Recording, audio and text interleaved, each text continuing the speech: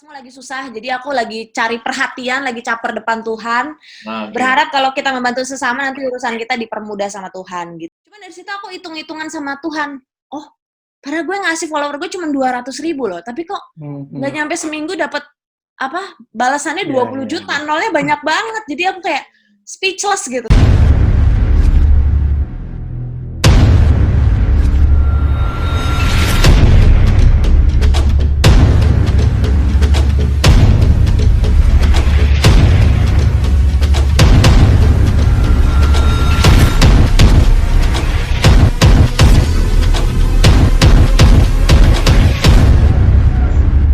Selamat makan malam. Selamat makan malam. Selamat makan malam. Oke, teman-teman. Yap. Berjumpa lagi. Ini episode kesekian. Ya, sudah banyak ya. Ya, lumayan banyak. Kita ngobrol dengan beberapa macam kawan-kawan. Kali ini ada menarik lagi. Kalau kemarin-kemarin itu kan laki-laki semua. Ya, kali ini kita punya sahabat kita perempuan yang pasti akan menyegarkan suasana juga, begitu. Yang menariknya kali ini sahabat kita ini dia orang yang bermain di dunia digital, kemudian dia memanfaatkan jaringan digitalnya untuk bisa semaksimal yang dia bisa lakukan untuk membantu orang lain, menginspirasi orang lain untuk juga ikut membantu. Kemudian terlepas dari itu kondisinya padahal itu secara pekerjaan dia juga menurun. Nah, pekerjaannya apa, kemudian bagaimana cara dia ngebantu, kayak enak. Kalau gitu kita undang aja ya. Siap. Oke. Kalau begitu, selamat datang. Kita undang Didi Mangunrejo. Please welcome Didi. Hai, selamat makan malam. Selamat makan malam, Mbak Didi. Halo Mbak, halo Mas, halo Ya. Adik. Halo. Nah, Didi kali ini Pak RT ditemanin sama Mbak Ica dari Surabaya, kemudian ada Mas Daniel dari Bandung, dan Didi dari Jakarta Selatan. Bener kan, Nil? Agak seger kan dibanding kita ngeliat Ica kan? Beda. Auranya tuh beda gitu loh. Tapi warna rambut sama kita. Oh iya. Ini yang membedakan gitu. Ya Tapi seneng aku akhirnya malam ini aku ada ceweknya gitu. Dari kemarin itu rasanya berada di keterasingan gitu kan. Sekarang ada Mbak Didi, aku sih seneng gitu. Alhamdulillah. Lebih seneng mereka berdua kayaknya. Boleh diceritain dong ke teman-teman kita. Didi sebelum pandemi ini kerjaannya apa? Kemudian apa yang dialami dengan pekerjaan itu? Meskipun sedih nggak apa-apa, yang penting jangan nangis. Kemudian setelah pandemi apa yang terjadi dan apa yang dilakukan? Coba ceritain dikit. Jadi kalau aku kebetulan sudah hampir 9 tahun menggeluti bidang MC atau penjajah suara, dan sudah di titik di mana alhamdulillah jobnya yang datang ke aku, jadi sudah lumayan settle, alhamdulillah. Jadi bisa mencukupi kehidupan sehari-hari dan keluarga. Tapi di 2020 sesuatu yang tidak diduga-duga terjadi, dan saya yakin mungkin hampir 99% makhluk di dunia juga tidak menyangka akan seheboh dan sebesar ini dampaknya. Jadi otomatis semua pekerjaan selama 2 bulan terakhir, mungkin totalnya bisa 20 job, itu semua di-cancel. Kalau dihitung-hitung nominalnya juga luar biasa, jadi bisa dikatakan cicilan dan juga tagihan juga semampet-mampetnya gitu loh. Tapi kalau aku fokusnya sama kesulitannya, kayaknya nggak adil deh, kan katanya hidup itu ada senang, ada susah. Selama 9 tahun ini kan selalu dikasih senangnya sama Tuhan gitu. Toh kalau susahnya pun ini berlangsung pahit-pahitnya 1 tahun, nggak masalah juga, karena berkah yang udah dikasih ke aku kan luar biasa banyak gitu. Jadi aku sebisa mungkin berfokusnya sama solusi nih, apa nih yang bisa aku kerjakan, walaupun dari segi penghasilan utama menghilang, tapi paling enggak aku tidak menjadi orang yang menyumbangkan keluhan kepada negara, tidak menjadi orang yang kasih sampah-sampah emosional di media sosial. Jadi akhirnya aku memutuskan buat menggunakan subscriber aku yang masih sedikit, sebenarnya masih 75.000, dan follower Instagram masih sekitar 16.000, tapi aku percaya mereka yang follow aku itu memang ingin mendapatkan something atau mendapatkan informasi yang mudah-mudahan berguna untuk mereka gitu. Jadi akhirnya aku berusaha buat menggalangkan dana, karena jujur kalau dari dana pribadi udah nggak mungkin, karena untuk bayar cicilan dan bayar tagihan aja udah nggak karu-karuan deh. Tapi aku mikir mungkin di luar sana masih ada orang yang mendapatkan gaji, masih ada yang WFH, jadi mungkin masih ada sedikit rezeki yang bisa kita kumpulkan untuk kemudian di-share sama teman-teman di sekitar gitu. Perlu Pak RT bantu buat bayar cicilan dan tagihan nggak? Oh, boleh dengan mulai.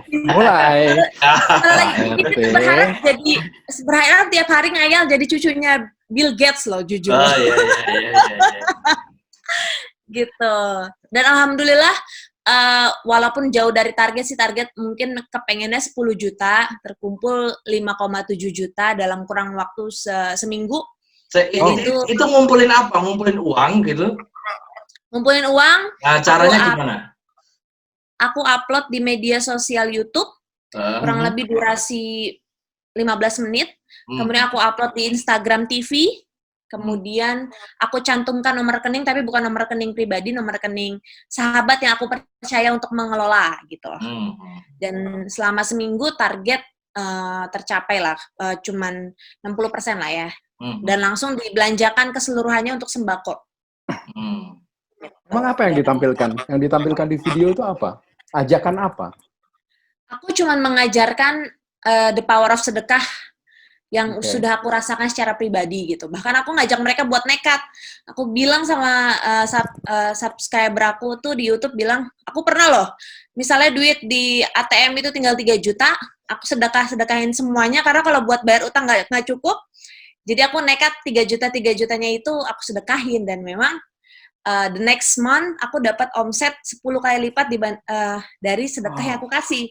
Keren. Jadi kita berbicara nominal, aku bilang next month-nya aku dapat omset atau job MC 30 juta, which is 10 kali lipat dari aku sedekahin. Dan itu berlangsung puluhan kali, dan aku percaya khasiatnya gitu, karena memang aku abis baca buku, aku langsung praktek. Dan subscriber aku itu mungkin percaya sebagian, bahkan setelah mereka percaya, mereka langsung transfer ke rekening yang sudah aku tunjuk, dan ya udah alhamdulillah duitnya terkumpul gitu. Aku sih berharap sebenarnya bisa mengumpulkan dana seperti Raisa, seperti Najwa Shihab atau Didi Kempot, tapi dengan adanya power aku yang cuma 0,000 berapa di Indonesia, tapi alhamdulillah janda-janda sekitar rumahku tertolong, terus pekerja jalanan juga tertolong. Itu kayaknya udah kebahagiaan tersendiri buat seorang bumil yang udah 2 bulan di rumah nggak ngapa-ngapain, jadi kayak butuh pengakuan diri, butuh melakukan something yang positif gitu. Emang udah berapa? Mbak Didi. Emang hamil berapa bulan ini? Kenapa? Hamil udah berapa bulan? Menuju 5. Oh, berarti besok nama anaknya Coronawati. Jangan dong. Mbak Didi, di antara sekian banyak aktivitas, ini kan Mbak Didi tadi ceritakan aktivitas sebelumnya banyak gitu kan, terus langsung vlog stay at home. Kan banyak pilihan. Bisa juga tuh saya lihat ya, yang lain-lain misalnya, dia misalnya tetap menggunakan Instagramnya misalnya untuk ya just misalnya mungkin bikin musik atau ngobrol tentang dirinya sendiri, atau mungkin malah bikin kelas online, MC lah, bikin kan banyak untuk dirinya sendiri. Tapi kenapa yang kepikir itu adalah justru mengumpulkan donasi? Karena jujur aku pribadi dari segi finansial tuh sebenarnya lagi nyungsep, Mbak. Tapi aku percaya aku nggak sendirian ngadepin nyungsepnya finansial. Jadi kalau kita mau dibantu sama Tuhan, ya kita harus membantu sesama dulu, dah, intinya itu aja sih. Jadi nanti urusanku entah dari arah yang tidak disangka-sangka dibantu sama Tuhan gitu. Biar aku memeringankan sedikit beban sesama gitu. Jadi aku berpikir donasi kayak paling mungkin, karena kalau dari segi suara, Pak Dejo aja tahu gitu suara aku kayak aduh nggak layak didengar deh ya, kalah sama suara petasan jamwe. Suaramu bagus kok. Bagusan diem.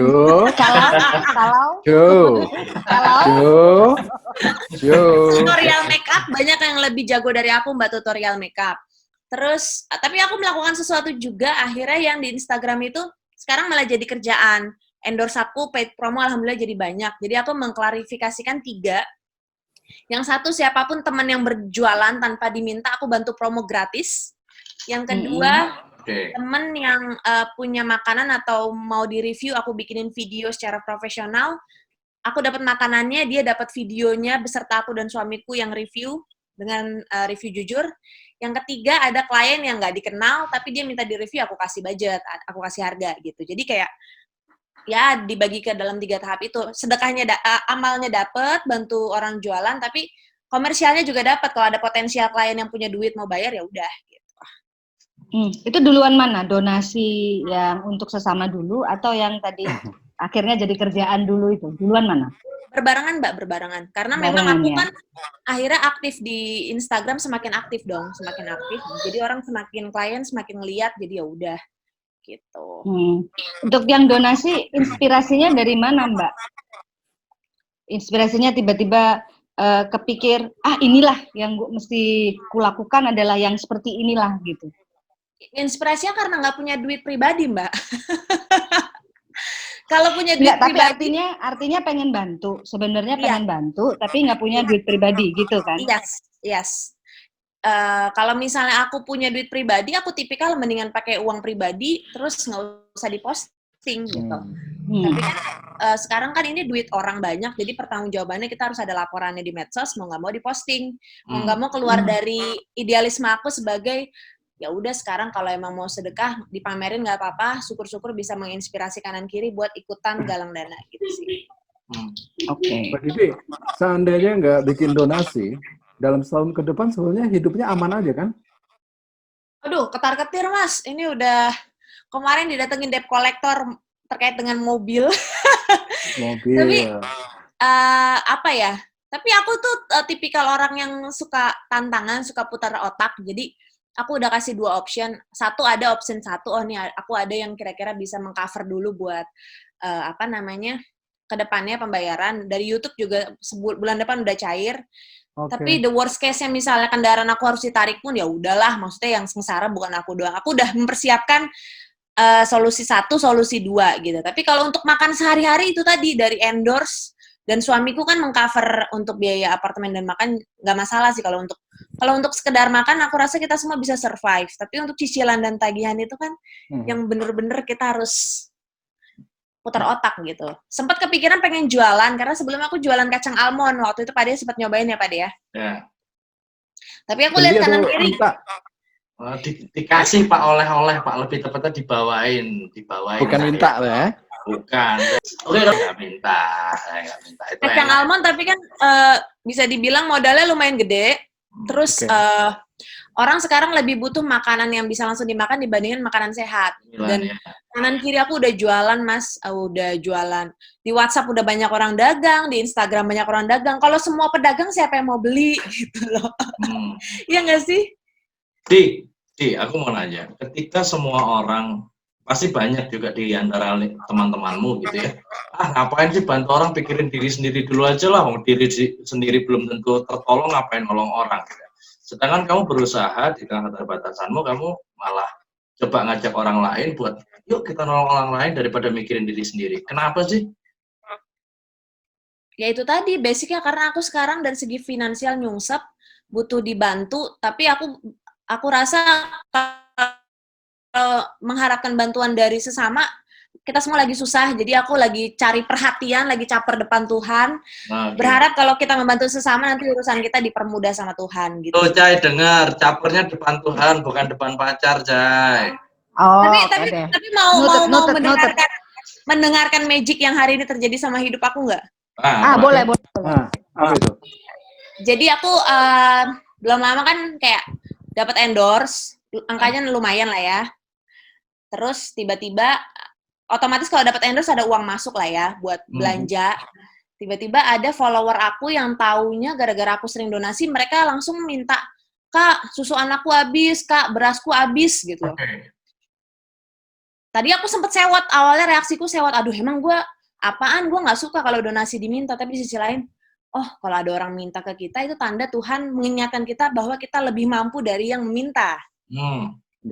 Akhirnya uang endorse suami yang masuk ke akun aku itu, akhirnya bismillah, aku kasih tuh ke dua akun itu.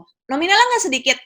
Yang satu 100.000 untuk beli susu anak, yang satu 100.000 untuk beli beras.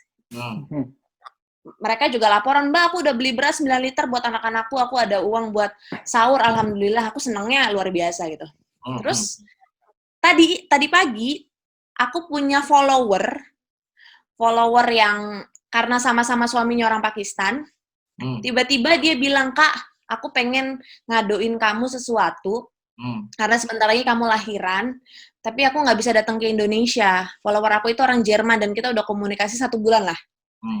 Aku kirimin stroller ya, Kak, ya. Kamu pilih yang warna apa, gitu. Pas aku lihat angkanya, 1.300 euro. Kalau dirupiahkan sekitar 20 juta. Mending mentahnya kalau gitu. Aku maunya gitu, cuman kan namanya dikasih kan nggak tahu diri, Pak De. Mungkin bagi kita orang Indonesia segitu gede, tapi bagi dia mungkin biasa aja karena suaminya kan pilot ya, pilot Emirates. Jadi ya udahlah biasa aja. Cuman dari situ aku hitung-hitungan sama Tuhan. Oh, padahal gue ngasih follower gue cuma 200.000 loh, tapi kok nggak nyampe seminggu dapat balasannya 20 juta, nolnya banyak banget. Jadi aku kayak speechless gitu, sampai milih warna stroller, anakku kan cowok, milih strollernya agak-agak pink malah jadi. Mbak Didi, kalau boleh tahu nih Mbak, sebelumnya sudah pernah menggalang dana berkaitan dengan kayak tadi sedekah, donasi, dan sebagainya, sudah pernah belum? Belum sih, nggak pernah sih. Oke, ini pertama ya, atau ini baru dilakukan. Nah, pertanyaan saya adalah, apa sih perubahan dalam diri Mbak, atau adakah pemikiran baru setelah melakukan banyak sekali sedekah yang sudah atau menggalang sedekah yang sudah dilakukan? Maksud saya secara batin, secara pemikiran, atau secara, I don't know, mungkin spiritual, mungkin apa, ada nggak perubahan di situ? Yang udah pasti kalau galangin dana, endorfin langsung seketika ya, rasa senang itu keluar gitu. Kayak happy aja, jadi tingkat stres kita selama di rumah aja berkurang. Kedua, alhamdulillah jadi banjir paid promo yang sebelumnya satu-satunya penghasilan dari MC dan 100% menghilang selama 2 bulan ini, jadi banjir itu tadi paid promo, Mbak mau berapa, sekian, langsung ditransfer sama klien. Alhamdulillah itu sih yang dimudahkan sama Tuhan. Gitu. Berarti rezeki itu bisa datang dari mana saja dan dalam bentuk apa saja, bahkan ketika itu tidak berbentuk uang gitu ya. Bahkan ketika kamu sehat, kamu masih punya banyak teman, kamu dikasih kesempatan buat ngapa-ngapain, itu rezeki, betul nggak? Betul, setuju. Kemudian kamu sebagai influencer pasti juga punya teman-teman yang influencer, YouTuber dan sebagainya. Yang kalau boleh kamu mensuarakan ke teman-teman itu apa sih? Yuklah kita daripada cuman mikirin konten, kita bikin konten bareng-bareng serempak buat ngebantu orang atau apa gitu ya. Sempat ada ide liar di pikiranmu? Kalau aku sih ngerasa mereka punya caranya masing-masing ya. Karena sebelum aku juga influencer udah lebih gokil. Mereka sumbangin dana berapa ratus juta lewat kitabisa.com, atau mereka sumbangin dana buat bantu beli alat APD. Oke, APD. Nah, jadi sebenarnya mereka udah jauh lebih expert daripada aku, tapi kan ya wajar aja mereka expert karena pendapatan mereka sebulan masih terus mengalir walaupun pandemi ini berlangsung. Tapi kalau aku pribadi bener-bener nol, job MC semua cancel gitu. Jadi bener-bener dalam keterbatasan. Justru aku meyakinkan sama subscriber dan follower aku, justru ketika kalian lagi sempit, nilai value untuk mensedekahkan uang kalian itu lebih tinggi. Karena kalau orang penghasilan 100 juta, sedekah 1 juta, itu biasa aja. Tapi kalau kalian di rekening tinggal 1,5 juta, ngasih 1 juta, itu bagi Tuhan, wow. Luar biasa. Itu amazing banget sih. Ini menarik ya. Jadi dalam kondisi terdesak justru timbul rasa ingin berbagi. Berarti berbagi nggak harus nunggu kaya ya? Iya dong, kalau misalnya berbagi kita nunggu sekaya Bill Gates, bisa jadi sampai meninggal nggak akan Nggak berbagi. berbagi-bagi. Terus terakhir aku mau update juga, jadi aku baca di media itu kan 90.000 pekerja event ya yang terdampak ya. Iya. Pekerja event itu termasuk MC, lighting, show director, show management, terus orang catering juga pekerja event, pokoknya semuanya 90.000. Dimana kalau pemerintah mungkin berfokus sama pekerja event, sebenarnya ada lagi yang mungkin lebih prioritas bagi pemerintah. Jadi aku sih ngerasa nggak terlalu banyak berharap dari pemerintah.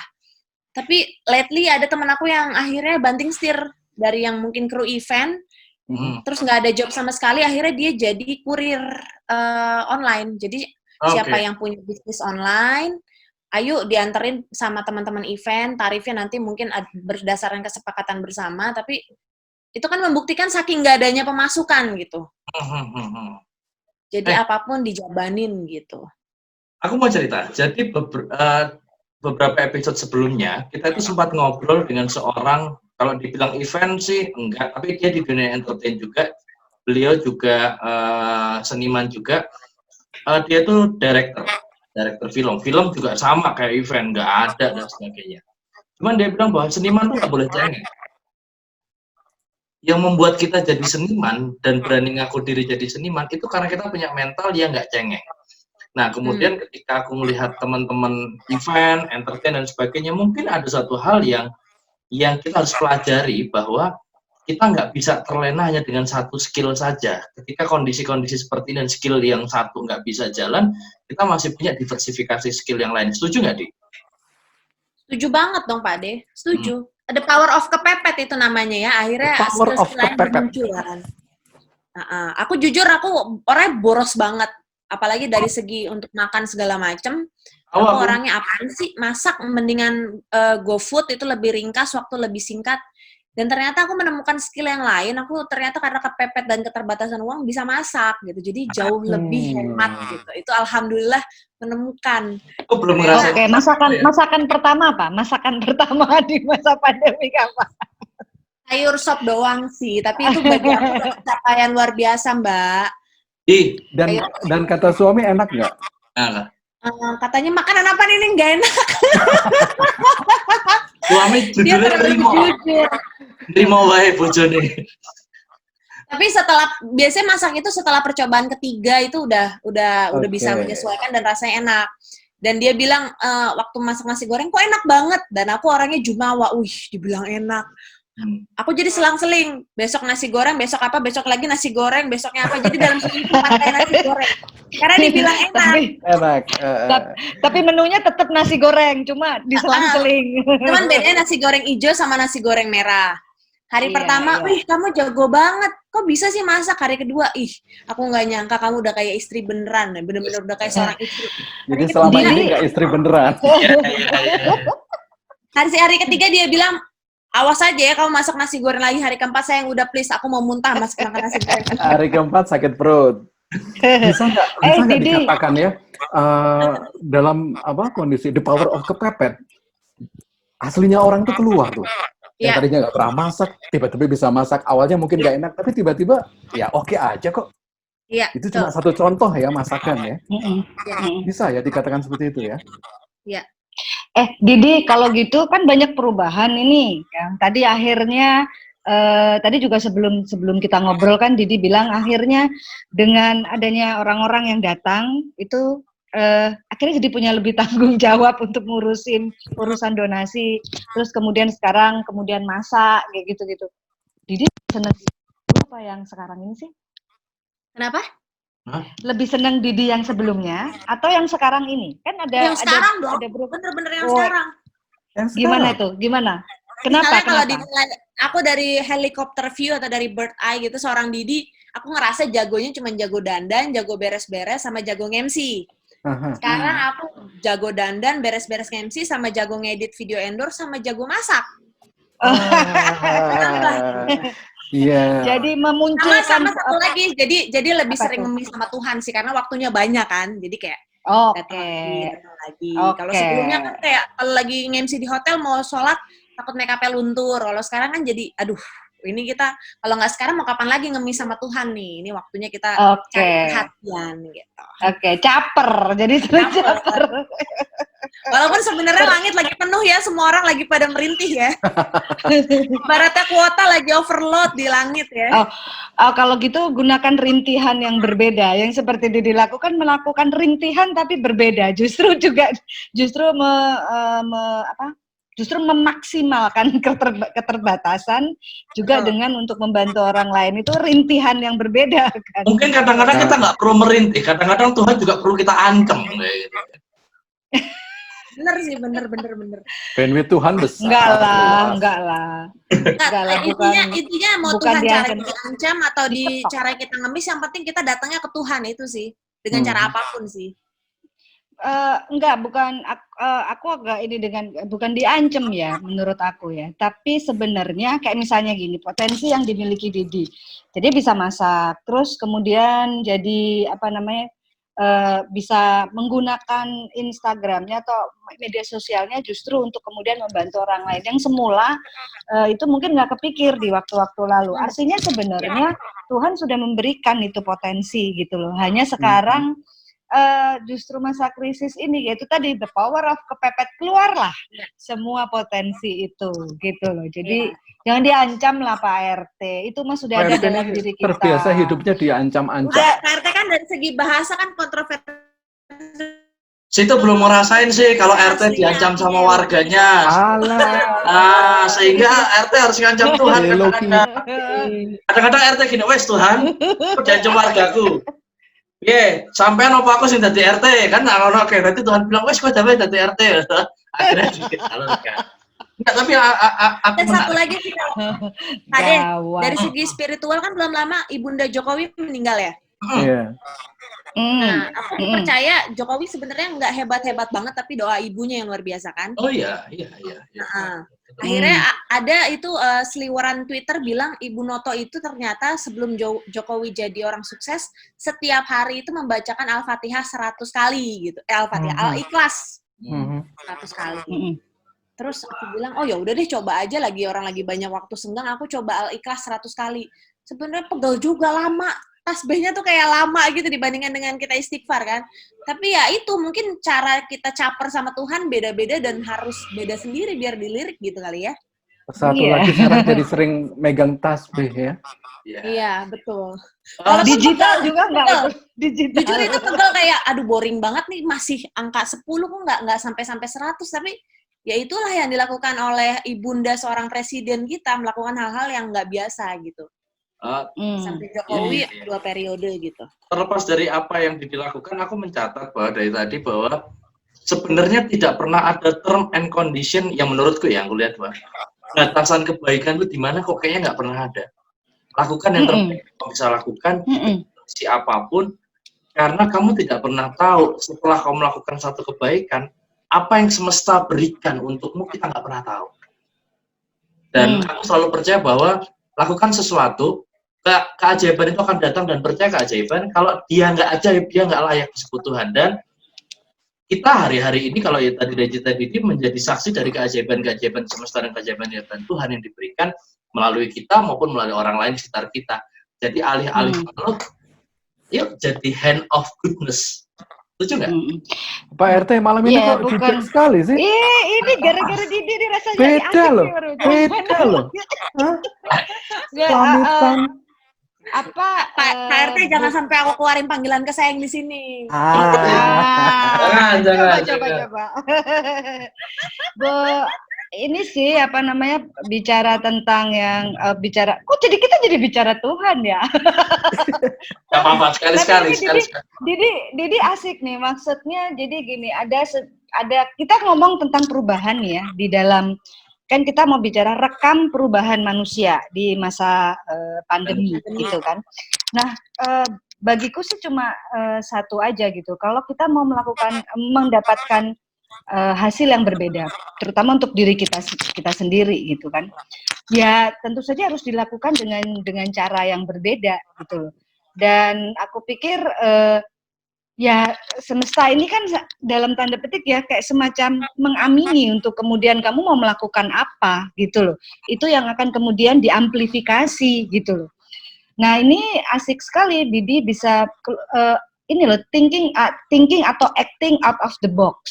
Jadi di situasi krisis seperti ini kita rasanya manusia ditagih atau ditantang untuk kemudian thinking out of the box. Didi rasanya sudah bisa kemudian untuk membuktikan bahwa dia keluar ya dari pakem yang selama ini dia lakukan, terus kemudian justru malah kayaknya senyumnya makin lebar gitu di orang-orang susah merintih gitu. Dia nih pandemi tapi oke, job hilang gitu kan, tapi membuat senyum makin lebar. Ada nggak sih Di rasanya hati jadi lebih seneng, lebih bahagia gitu dengan apa yang dilakukan sekarang gitu? Pastilah Mbak, karena basicnya kita tuh kan sebagai beruang aja ada hibernasi, bumi pasti ada hibernasi, begitupun juga manusia ada hibernasinya, yaitu sekarang ini. Dan sebelum masa pandemi ini justru aku sebenarnya anaknya rumahan banget, anak introvert. Karena udah terbiasa di panggung menonjol, sampai rumah tuh pengennya di rumah aja, dusel-dusel atau beres-beres main sama kucing. Dusel-dusel sama suami dan kucing. Sekarang menggantikan kucingnya. Orang-orang mungkin pada ngeluh, aduh kangen nge-mall, kangen salon, kangen pengen ngopi, kangen pengen apapun. Aku enggak, aku seneng di rumah bisa Netflix. Alhamdulillah masih punya listrik. Bisa gitu ya. Bisa nonton gitu ya. Bisa nonton hiburan, bisa melakukan apapun gitu. Jadi ya hibernasinya sekarang gitu. Terus aku juga kalau setiap buka jendela apartemen langit jadi biru gitu. Terus aku bisa visualisasi lebih banyak, Mbak. Biasanya kan aku harus mewajibkan diri aku tuh visualisasi terkait dengan alam semesta. Aku jadi nabung visualisasi lebih banyak. Misalnya sehari tuh aku paling nabung visualisasi 5 menit. Sekarang abis ngopi, dengerin lagu favorit 30 menit, aku visualisasiin apa yang aku mau, apa yang aku syukuri itu jadi lebih banyak waktunya gitu. Jadi ya udah lebih visualisasi itu maksudnya ini apa? Di dalam pikiran. Iya, tabungan-tabungan hal-hal yang ingin aku capai ke depannya. Jadi energi aku habis untuk fokus setelah pandemi aku mau ngapain gitu. Mau ngapain? Mau ngapain? Boleh tahu. Angka kematian kanan kiri banyak, terus konspirasi itu pusing, Mbak. Untuk seorang ibu hamil kan nggak disarankan buat stres, nanti anaknya kasihan. Jadi aku alihkan energiku untuk visualisasi gitu. Oke, boleh tahu nggak visualisasinya apa? Tidak ada visualisasi Pak RT kan di sana? Ada. RT Jo ini nggak ada kan? Ngejok bareng Pak Dejo tuh mengasihkan, dia tuh bikin tegang-tegang seru. Tegang seru. Yang lebih tegang dia kayaknya. Jadi, tegang. misalkan jika kemudian 1 tahun lagi apa tahun depan itu kamu nggak bisa MC lagi, kerjaan entertain habis, kita nggak dikasih untuk berkerumun lagi dan sebagainya. Apa yang sempat terfikirkan untuk melanjutkan hidup yang kita bicara pendapatan? Kalau aku pribadi yang realistis ya, yang paling mendekati sih, karena Google AdSense aku masih 1,5 bulan lagi on progress. Berarti kalau satu tahun lagi kan berarti masih bisa hidup dari YouTube. Oke. Walaupun nominalnya mungkin tidak sebesar MC ya. Tapi untuk menyambung hidup dari YouTube bisa, endorsement bisa. Terus selama aku rajin sholat duha, rezeki dari mana aja pasti ada sih, itu sih. Balik lagi ke Tuhan. Gitu. YouTube-nya apa? IG-nya apa? Disebutin dong, Di. Ini nanti ada di bawah ini. Oh, di bawah ini ada. Rejo. Followernya berapa sih? Subscribernya berapa sih? Follower cuman 16.000. Subscriber 75.000. Tapi itu asli loh, nggak beli loh. Oke. Itu nggak jauh beda sama subscriber YouTube pun, Nil. YouTube berapa? Juga 28 orang. Apa? Dan itu temanmu, ya? Itu tak paksa, sebagian besar tak paksa. Oke, menarik hari ini. Berarti dari obrolan hari ini bahwa di tengah kondisi sekarang, jangan menyerah, tetap berkarya, tetap ambil kesempatan buat bantu orang lain. Kemudian ketika kamu terjepit, pasrahkan sama yang bikin hidupmu, sehingga kemudian akhirnya kamu bisa bukan cuma bertahan, tapi berubah menjadi a better person. Begitu teman-teman? Sepakat? Setuju. Oke. Didi, thanks a lot buat obrolannya malam ini buat teman-teman di seluruh Indonesia. Semoga kehamilannya selalu sehat. Salam buat suaminya. Suaminya apa nih? Boleh tunjukin? Lagi main PUBG di ruang tamu aku. Iya. Sedikit catatan bahwa yang sebenarnya lebih menjual tuh bukan Didi kalau di YouTube, itu suaminya sebenarnya lebih menjual. Saya sadar Pak De, saya sadar. Makanya kemarin selalu saya aja. Oke, kalau begitu Jadi penasaran. nanti off. Langsung ke YouTube-nya Captain Mbak Didi. Amerika, tapi dia versi makan bakwan, jadi cabi. Oh, oke. Oke, kalau begitu terima kasih buat semuanya. Selesai nggak selesai, kita kumpul bareng Didi Mangunrejo. Terima kasih, Didi. Selamat malam. Terima kasih ya Didi. Assalamualaikum, selamat malam.